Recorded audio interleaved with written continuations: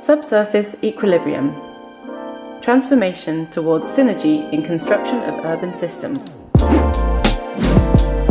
The Earth provides the basis for all life. The future of the city is the future of a healthy Earth. Bringing this perspective to the fundamental design of urban patterns will lead to a completely new perspective on the design and maintenance of urban public space. It will be less constructed and anticipate more the performance of the ecological systems of the indigenous natural landscape.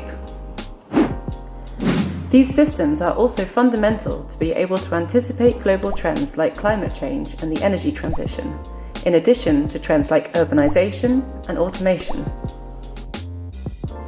In exploring the future city, these global trends were applied to an urban design process that included healthy soil as an aim. Spatial strategies responding to global trends were tested on three typical Dutch urban typologies. Neighbourhoods created in the 90s, 70s and 50s in connection with the highway. This highway zone can be activated through changing patterns of mobility and new technologies to enhance urban resilience, quality and livability on a larger scale. New technologies, for example for wastewater treatment or renewable energy production on the highway using wind and sun, inform new urban designs and programs for development. As a next step, these designs were reconsidered with the intention to introduce concepts of circularity and healthy soil.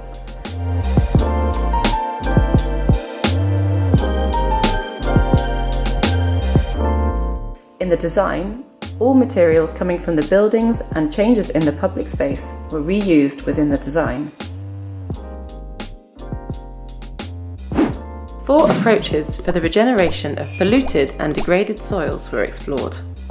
Cleaning polluted soils with plants through gentle remediation, following the cycle of the natural system with a fertilization maintenance regime, bringing back the original landscape, and referring to the way of life in the Maya cities concept, an approach to sensibly use soil over time and place. In the design of the urban typology of the 1950s, the approach of new soil maintenance regime was put at the centre, with the approaches of gentle remediation and bringing back the original peat landscape. Accepting subsidence and reuniting design and usage with the original landscape gave form to the public space.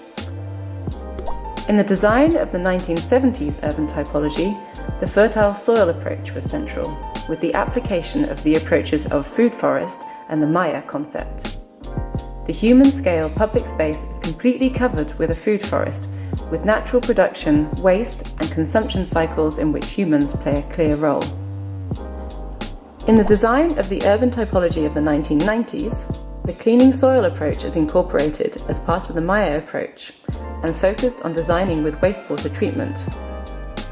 Car parks are replaced by individual wastewater treatment systems and public space becomes communal green with additional programming. When healthy soil is put first, the design of public spaces and cities will radically change. The choice of plants and materials, maintenance regimes and functionality will follow the principles of integrating soil and ecological processes into urban life. To keep these new public spaces alive and maintained requires a paradigm shift.